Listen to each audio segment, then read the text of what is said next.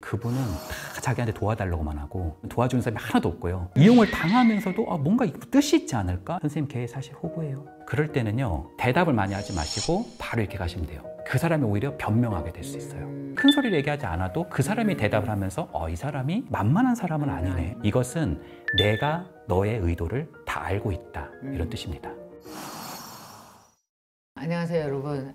한 해 동안에 후회하는 것 중에 내가 그때 그 말을 왜 했을까? 이거는 정말 왜 우리 자다가 벌떡 일어날 것 같은 말들, 다 내 입에서 나온 말들, 주워 담지도 못하고 그런 거 진짜 많잖아요. 그때 그 말 안 했으면 이 정도까지는 악화되지 않았을 텐데, 그때 내가 사과했으면 이렇게 어색하진 않았을 텐데, 정말 우리가 말 때문에 벌어지는 사건들이 너무 많잖아요. 자, 그래서 오늘은 이렇게 내년에 이런 후회들을 좀 줄여보고자 말 좀 제대로 하기 위해서 우리 이분을 모셨습니다. 이헌주 교수님이시고요. 연세대학교 미래융합연구원에 계십니다. 안녕하세요. 네, 안녕하세요. 반갑습니다. 네, 영광입니다. 교수님, 이거 보시고 우리 구독자분들에게 인사 좀 한번 해주세요. 네, 우리 네. MKTV 구독자 여러분 모두 처음 뵙겠습니다. 반갑습니다. 네. 교수님, 왜 우리 이 사람과의 대화, 네. 진짜 아까 제가 말씀드린 것처럼 가장 후회돼요. 네. 왜 그날 하루 좀 가장 후회되는 것도 인간관계에서의 말이고, 네. 한 해를 지나면서도 말이고, 사람들 네. 진짜 말에 대한 후회 많이 하죠. 사실 우리가 스트레스라는 게 굉장히 크잖아요. 네. 근데 그 스트레스가 엄청나게 많은 것처럼 보여도 스트레스는 크게 네 가지 꼭지가 있거든요. 첫 번째는 일이고요. 그러니까 일이 너무 힘든 부분들, 혹은 학생들이면 학업일 수 있고요. 그렇죠. 두 번째가 돈입니다. 아하. 이 돈은 이제 절대적 빈곤을 의미하기도 하지만 상대적 박탈감을 포함해요. 맞아요. 그리고 세 번째가 건강이에요. 내가 만약에 허리 협착증이다. 엄청나게 스트레스거든요, 스트레스 사실. 많이 받아. 그리고 네 번째가 관계인데요. 일, 돈, 건강, 관계가 인간이 경험하는 삼라만상의 스트레스를 이렇게 범주로 모아놓은 건데 그 중에서 가장 센 게 관계예요. 사실 인간관계는 어려운 이유가 인간관계에서 특히 이런 첫 만남에서는 사실 굉장히 불안이 있거든요. 우리 김미경 대표님은 나를 어떻게 생각할까?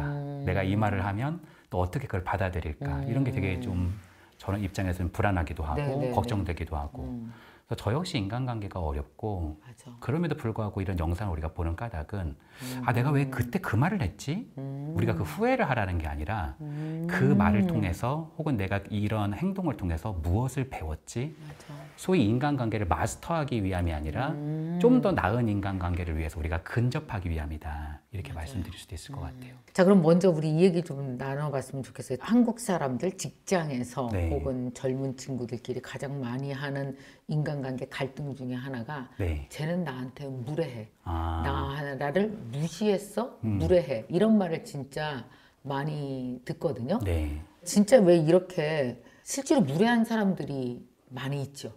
그렇죠. 어때요? 통계적으로도 많이 있고요. 그래요? 네. 그리고 우리가 얘기하는 예를 들어서 소시오패스, 사이코패스 이런 표현이 있는데 그건 사실 학문적으로 정의된 용어는 아니고 반사회성 성격장애 안에 이제 소시오패스나 사이코패스가 다 들어가는 건데 네. 그 반사회 성격장애의 경향성을 가지고 있는 분들에 대한 수치를 보면 상당히 높은 수치예요. 그러니까 사실은 우리 인간관계에서 100명에서 1명 있다. 그러면 이게 문제가 좀 덜 될 수 있지만 사람 중에서는 나르시스틱한 사람도 있고 굉장히 연극적 경향을 보이는 사람이 있고 또 경계선적 경향을 보이는 분도 있고 굉장히 또 무례한 사람들도 있고 이런 경우들이 많으니까 사실은 우리 사회에는 굉장히 어려운 인간관계가 좀 산재되어 있다 이렇게 말씀드릴 수도 있죠.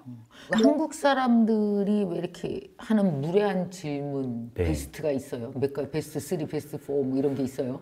좀 가장 많이 하는 무례한 질문들 어떤 게 있어요? 제가 이제 실제로 듣는 부분들은 은근히 사람을 좀 무시하는 경향들. 예를 들자면 이번에 시험 어떻게 나왔어? 그럼 90점 맞았어. 이렇게 얘기한다든지 그거 입사 어떻게 됐어? 나 이번에 합격했어. 이러면은 문제가 좀 쉬웠나 보네. 야 이번에 많이 뽑았나 보다. 이렇게 말하는 거예요. 사실 기분 나쁘잖아요. 듣다 보면. 전국의 부모가 다 무례한데 자식한테? 그런 것도 있는데 부모님한테 듣는 것보다 더 기분 나쁜 것은 옆에 친구가 그 얘기할 때.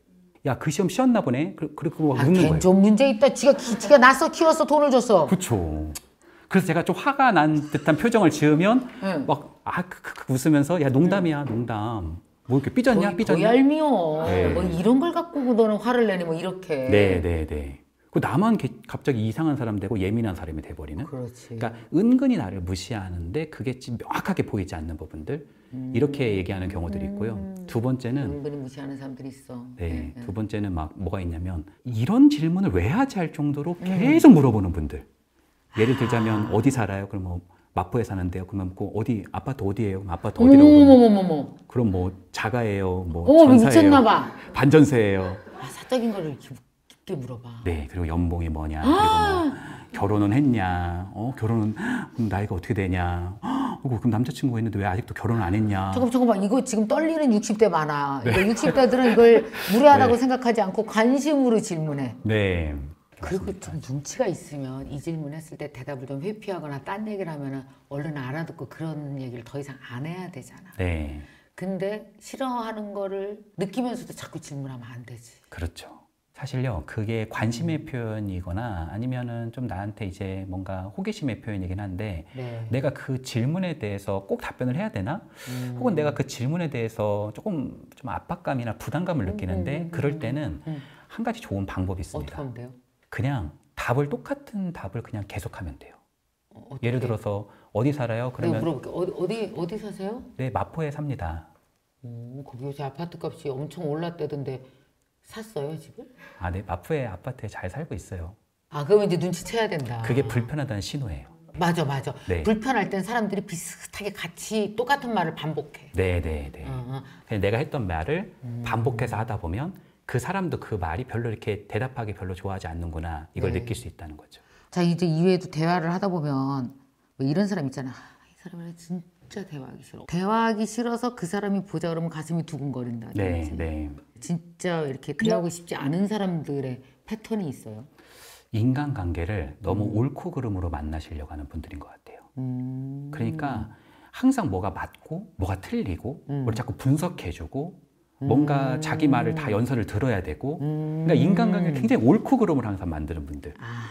그러면 그런 분들하고 있으면은 굉장히 좀 심장이 조이고요. 솔직히 좀 압박감을 많이 느끼죠. 압박감 느끼지. 예를 들어서 막 굉장히 부정적인 잔소리 같은 거 하시는 부모님보다 네, 옳은 얘기만 하시는 부모님이 더 싫어요. 맞아. 왜냐하면 이게 뭔가 우리 어머니가 막 잔소리를 하면은 그래도 미운정이라도 생기거든요. 근데 우리 아버지가 옳은 얘기예요, 전체적으로는. 근데 너무 그게 막 압박감이 드는 거예요. 그럼 속으로 무슨 생각이 드냐면은 아빠 다 맞아요. 근데 그거 아세요?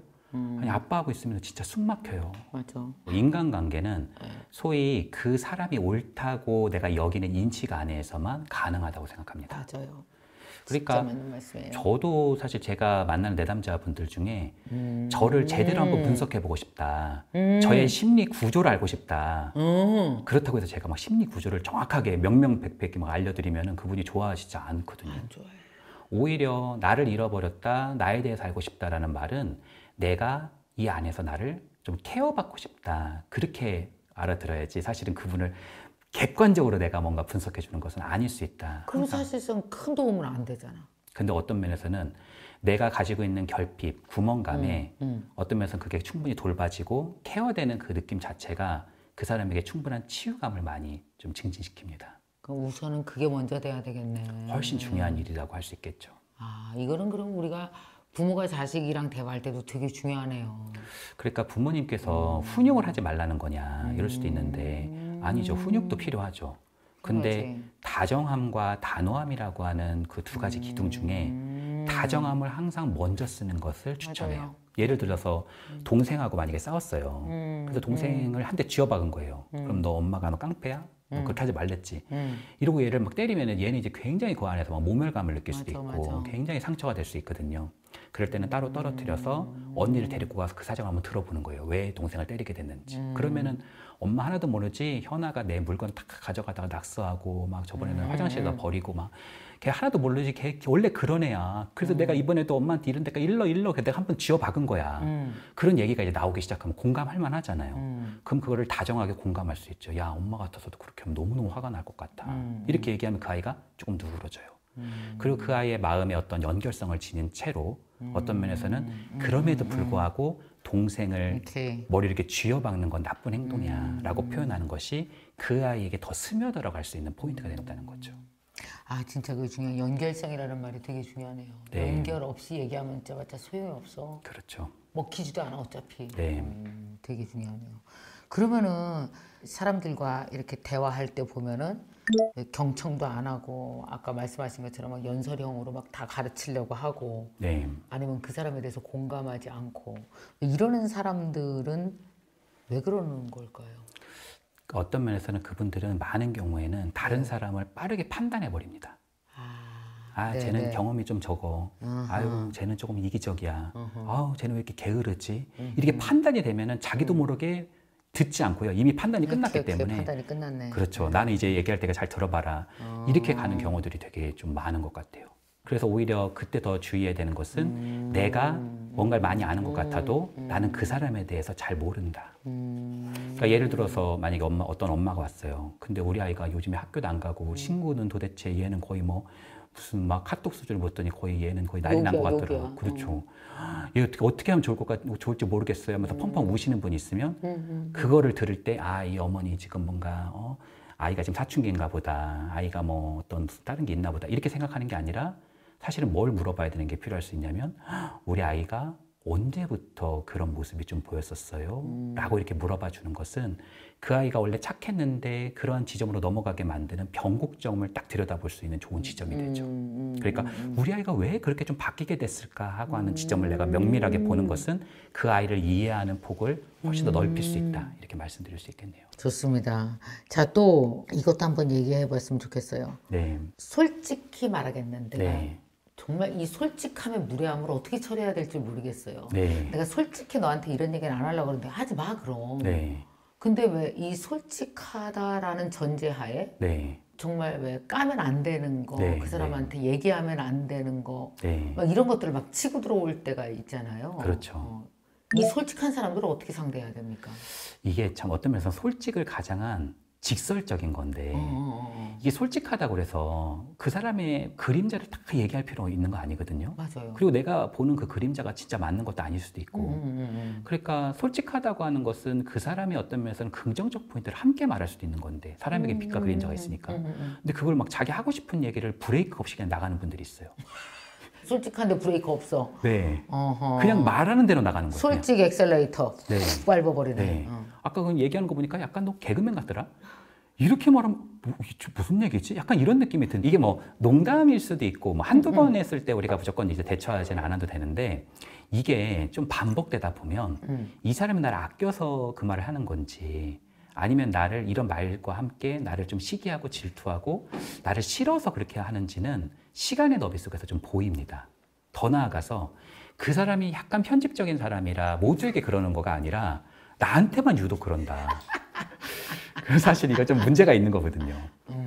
사실 대표님 저는요. 네. 그 내셔널 지오그래픽 같은 거 있잖아요. 동물의 세계 이런 거 되게 좋아하거든요. 네. 근데 저는 어렸을 때 사자는 막 라이온 킹 보면 사자는 되게 용감하잖아요. 그래서 전 사자가 막 센 애들 있잖아요. 예. 악어 같은 애들. 그러나 맞짱 뜰 줄 알았어요. 근데 사실 그런 장면은 굉장히 특이한 장면이고요. 보통은 악어가 먹을 거를 막 먹는데 사자 무리 앞에 가잖아요. 그럼 사자가 막 6-7마리가 있는데도 악어가 막 먹고 있으면은 피해요. 특별한 일이 있지 않은 이상. 그러니까 중요한 건 그런 것 같아요. 누군가에게 무례하고 어떤 면에서는 누군가에게 상처를 주는 사람은 역설적으로 자기가 그런 무례한 일을 정말 못 견디고요. 자기가 상처받는 것에 대해서 가장 예민하다고 생각돼요. 즉 내가 어떤 사람에게 계속 무례한 사람을 자꾸 만나게 되고 그런 무례한 말투의 정도의 빈도가 이건 누가 봐도 좀 심하다. 그런 게 나타난다고 한다면 내가 어떤 면에서는 나의 어떤 방어 기제를 잘 군축하지 못하고 너무 그 사람의 비애를 맞추거나 어떤 면에서 내가 너무 저자세이거나 그럴 수 있다. 이렇게 말씀드리고 싶네요. 그럴 때는 그러면은 상황을 판단을 해서 아 내가 너무 저자세거나 그 사람이 그렇게 하는 걸 계속 허용한 면이 있어 보인다 그러면은 그렇지 않은 면을 보여줘야 될 수도 있겠네요. 그렇죠. 제가 어떤 분을 만났는데 그분은 진짜 카톡을 보면은 다 자기한테 도와달라고만 하고 자기가 뭔가 이렇게 했는데는 도와주는 사람이 하나도 없고요. 도와달라는 사람만 잔뜩 하고 또 그 사람들 중에서는 너무나 자기를 막 이용을 하는데 이용을 당하면서도 아, 뭔가 뜻이 있지 않을까? 이러면서 계속 이용을 당하는 경우들이 있고 이용을 당해주네? 네. 그래서 저는 이게 너무 황당한 거예요. 그리고 제가 또 그런 피해를 주는 분들한테 만날 때가 있거든요. 저 같은 경우는 피해자 집단도 만나고 가해자 집단도 만날 때가 있거든요. 아. 근데 그 가해자가 뭐 저는 뭐 얘 왕따 시킨 게 아니고요. 얘가 얼마나 이기적인 줄 아세요? 얘가 얼마나 냄새 나는 줄 아세요? 막 그러더라고요. 그러더니 제가 이제 상담자라는 걸 아니까 나중에 저걸 납부가 충분히 쌓인 다음에 얘한테 너무 부당한 일을 많이 시켰잖아요. 그렇지. 저한테 이렇게 바라보면서 그러더라고요. 왜 그러는 줄 아세요? 선생님 걔 사실 호구예요. 아이고. 이렇게 표현하는 걸 제가 눈에서 직접 들으면서 되게 소름 끼치게 좀 느껴졌던 그런 경우가 있어요. 그래서 사실 내가 막 무례한 사람이 내 주위에 별로 없다. 그건 뭐 좀 되게 좋은 일이죠. 근데 내가 그런 사람에게 굉장히 둘러싸여 있다. 나에게 그런 사람들이 나한테 자꾸 노크를 한다라고 한다면 어쩌면 나의 진지를 좀 나를 보호할 수 있는 기지를 마련하는 것이 핵심일 수 있다. 자, 근데 선생님 이게 제가 알거든요. 그런 사람들 몇 명. 네. 거절도 못 하고요. 네. 사람들한테 늘 친절하려고만 하고요. 네. 그리고 거절했을 경우에 걔가 상처받을까 봐 겁내하고요. 네. 그래서 실제로 아까 말한 호구인 거 본인이 알아요. 네. 근데 기지상 못 벗어나는 거. 맞아요. 그거 어떻게 해야 돼요? 그럴 때. 예를 들어서 회사에서만 양보하고 독박 쓰는 게 아니라 가만 보면은 원가족에서 독박 쓰고 현재 가족에서 독박 쓰고 그래. 무슨 공동체 가서 독박 쓰고 맞아. 그게 반복되죠. 반복되지. 저 같은 경우는 그런 패턴을 정화시키기 위해서 어떤 면에서 그 사람과 여러 작업도 해보고 의사소통 훈련도 실제로 해봐서 수천 번 실제로 해서 근력을 많이 쌓았고 어떤 면에서 유연하지만 단호한 말투를 쓸 수 있게끔 돕거든요. 아, 그래요? 그랬을 때 그 사람이 나갈 수 있는데 우리 구독자분들께서는 그러기가 좀 쉽지 않으니까 제가 하는 템플릿을 한번 좀 연습해보면 어떨까 합니다. 어떻게 해요? 일단은 1단계가 있고 2단계가 있는데 네네네. 1단계, 2단계는 진짜 내가 첫 번째는 그 사람에게 의도가 분명히 좀 안 좋은 의도를 갖고 나한테 좀 다가오는 사람. 그렇지. 또 그것이 나에게만 반복되는 사람. 그러니까 다른 사람한테 안 그랬는데 나한테만 그렇게 하는 사람. 이런 게 분명해졌을 때 쓰는 게 좋고요. 대부분 99% 인간관계를 안 그럴 거라 생각합니다. 오케이. 그래서 그런 부분을 포인트를 말씀드리고 한번 얘기해 볼게요. 네. 예를 들어서 그 사람이 나한테 다가올 때는 처음부터 센 펀치를 주지 않습니다. 그냥 툭툭 건드려요. 그러니까 이 사람이 내가 쳐도 되는 사람인가? 오케이, 그러니까 약인가? 이걸 보는 거예요. 오케이. 그래서 툭툭 던지는 거를 뭔가 이제 여러 번 하거든요. 그럼 자기가 이제 거기서 대처를 못하면 더 들어가는 거예요. 그렇지. 그러니까 예를 들어서 이런 거죠. 아, 헤어스타일이 오늘 왜 그래요? 이러면 제가 어제 잠을 잘 못 자가지고요. 제가 머리를 이렇게 했는데 우리 회사에 굉장히 프로페셔널한데 김 대리님 프로페셔널을 잘 모르셨나 보다. 여기 머리를 그렇게 막 그렇게 하시면은 그 좀 프로페셔널한 게 좀 아니시지. 죄송해요. 제가 어제 늦게 잠을 자느라 자기 관리를 잘해야지. 이렇게 되면 뭔가 이게 뭐 어깃장 나는 거잖아요. 그렇지. 심지어 막 동기인데 나이 좀 많다 그러시는 분도 계시고. 그럴 때는요. 소위 내가 질문을 할 때 많이 대답을 하지 않는 것을 추천합니다. 대답하지 않으셔야 돼요. 왜냐하면 질문하는 사람이 공세고요. 대답하면 수세로 몰려요. 내가 늦게 일어났다면 또 내 약점을 보낸 거잖아요. 회사를 다니는 사람이 왜 늦게 오냐, 왜 늦게 자냐, 또 이렇게 할 수 있단 말이에요. 그러니까 대답을 많이 하지 마시고 바로 이렇게 가시면 돼요. 왜요? 제 헤어스타일이 그렇게 좀 이상해요? 이렇게 말하는 거예요. 오히려 질문으로. 그렇죠. 이상하다고 하기 힘들어요. 오늘 발표가 조금 그런 것. 왜요? 제 발표가 그렇게만 이상하세요? 그렇게 이상하세요라고 물어보면 무지하게 이상해 이렇게 얘기하기 쉽지 않다라는 거예요. 그 사람이 오히려 변명하게 될 수 있어요. 그러니까 이게 1단계일 수 있어요. 오케이. 웃으면서 해도 돼요. 왜요 팀장님 제가 뭔가 한 게 그게 좀 그렇게 이상하세요? 제가 고른 메뉴가 그렇게 많이 이상하셨어요? 이렇게 물어보면 웃으면서 그렇게 큰 소리를 얘기하지 않아도 그 사람이 대답을 하면서 이 사람이 그렇게 만만한 사람은 아니네. 아니다. 그렇게 볼 수 있어요. 두 번째 단계는 그 사람의 말을 비춰버리는 거예요. 예를 들어 볼게요. 헤어스타일이 좀 그러네요. 이렇게 만약에 표현했어요. 그러면요, 끝말을 따라하세요. 그러세요? 이렇게? 그것도 괜찮네요. 저 그 생각을 못 해봤는데. 헤어스타일이 그렇게 그래요? 이렇게? 그렇죠. 그거 아주 핵심이네요. 그렇게 말하는 거예요. 제 헤어스타일이 그렇다고요? 이렇게 말하는 거예요. 끝말을. 그래요? 그리고 끝나도 되지만 나 한마디 더 하고 싶다. 그런 다음에 그게 무슨 의미예요? 이렇게 말하는 거예요. 그럼 그 의미를 자기가 이제 얘기하게 되잖아요. 해야 되지. 그러면 그 사람이 완전히 좀 제가 볼 때 레벨이 막 굉장히 높아서 또 계속 그럴 수도 있잖아요. 발표가 좀 아까 좀 잘하긴 했는데 뭐 조금 약간 좀 이렇게 좀 뭔가 좀 겉도는 것 같기도 하고 예시가 좀 적당하지인가 잘 모르겠 이런 식으로 할 수도 있잖아요. 그분이. 그러면 한마디 더 하는 거예요. 그래서 하고 싶은 말씀이 뭐예요? 그럼 거기다 대고는 얘기하기가 힘듭니다. 그러니까 끝말을 따라하고 그게 무슨 의미인지를 비춰서 그 사람이 얘기하게끔 하고 그럼에도 불구하고 나를 계속 깎아내리려고 하는 게 보이면은 그래서 하고 싶은 말이 무엇인지를 다시 물어보는 거죠. 이것은 내가 너의 의도를 다 알고 있다 이런 뜻입니다. 근데 우리 대표님 이게 사실 이렇게까지 나가는 게 참 어렵잖아요.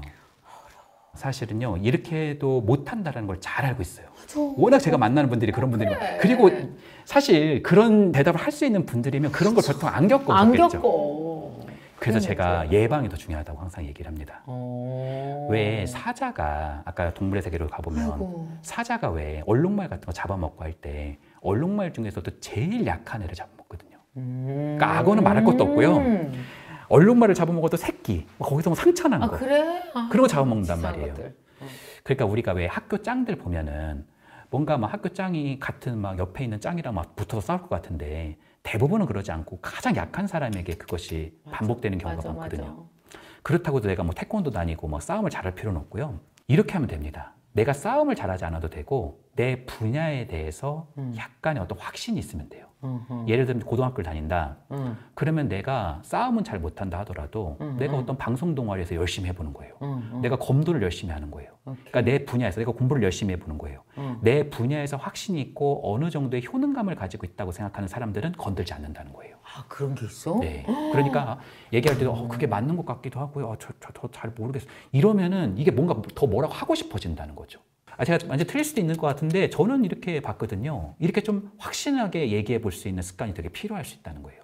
그래서 거절을 많이 얘기하는 것보다는 내가 좋아하는 것을 많이 말해보는 게 되게 도움이 될 수 있어요. 예를 들면 이런 거죠. 아니 막 혼자만 말씀 그렇게 다 하지 마세요. 이거 얼마나 인간관계에서 힘들어지는 거예요. 못해 그런 말. 저도 제 얘기 좀 해도 돼요. 그렇지. 이렇게 말해보는 거예요. 여기 무슨 돗대기 시장이에요? 지금 제가 팀장입니다. 팀장. 무슨 다 ADHD예요? 이러면 얼마나 이게 사실 팀원들 입장에서도 쉽지 않겠어요. 자기가 지금 전달할 말이 있는 거잖아요. 자, 주목해 주세요. 제가 전달하려고 합니다. 이렇게 그냥 말하는 거예요. 이렇게 뭔가 내가 좋아하는 이야기, 내가 하고 싶은 이야기, 나의 욕구를 조금 건강하고 유연하게 표현해보는 연습을 하시는 분들은 오히려 단단할 수 있다. 그러니까 예를 들자면 이런 거죠. 내가 회사에서 희생을 겪고 있으면 가족에서 자꾸 희생하고 양보할 수 있거든요. 그럼 작은 것부터 해보는 거예요. 내가 8년 내내 그냥 맨날 치즈 크러스트 피자만 먹었어요. 난 치즈 크러스트 피자가 싫거든요. 싫어. 나는 씬 피자, 마르게리타 피자 이런 거 좋아한단 말이에요. 그래. 근데 나는 가족 구성원들이 그냥 아빠부터 아이들까지 다 그 피자 좋아해서 저는 그냥 치즈 크러스트 피자만 시킨 거예요. 그래. 그러면은 엄청난 결단이 아니라 내가 그 씬 피자 한번 시켜보는 거예요. 그러면은 눈치가 없는 그 남편분이 보통은 뛰어나와가지고 그래요. 당신이 좋아서 시켰지? 당신이 좋아서 시켰지? 이렇게 얘기합니다. 그럴 때 아니야 여기 뭐 세일해서 그래. 아니야 거기 치즈 크러스트 피자 지금 문 닫았대. 이렇게 거짓말 하시면 안 되고 뭐라고 하실 수 있어야 되냐면은 맞아 내가 먹고 싶어서 시켰다. 이렇게 말하는 연습을 해보셔야 된다는 거예요. 솔직하게 네. 내가 뭘 원하는지를. 그렇죠. 그러니까 내가 먹고 싶은 것만 다 먹어라. 이것도 좋은 거 아니고요. 나는 아무거나 다 괜찮아요. 이것도 꼭 좋은 거 아니거든요. 그러니까 어떤 면에서는 조율이잖아요. 인간관계라고 하는 것은. 그러니까 내가 8년 내내 먹었으면 내가 먹고 싶은 거 가족들이 같이 먹어도 되잖아요. 피자 먹을 거면. 그러니까 내가 좋아서 해본다라는 거. 여행지도 당신이 거기 가고 싶어서 그 여행지 선택한 거지? 맞아. 내가 거기 좋아서 한번 거기 예약해 본 거야. 이렇게 얘기해 보는 것이 시간의 너비에서 굉장히 필요할 수 있다는 겁니다. 자, 그러면 또 이 이야기를 좀 해봤으면 좋겠어요. 이건 진짜 재밌는 건데요. 인복을 부르는 기적의 대화법. 대화로 인복을 부를 수 있어요?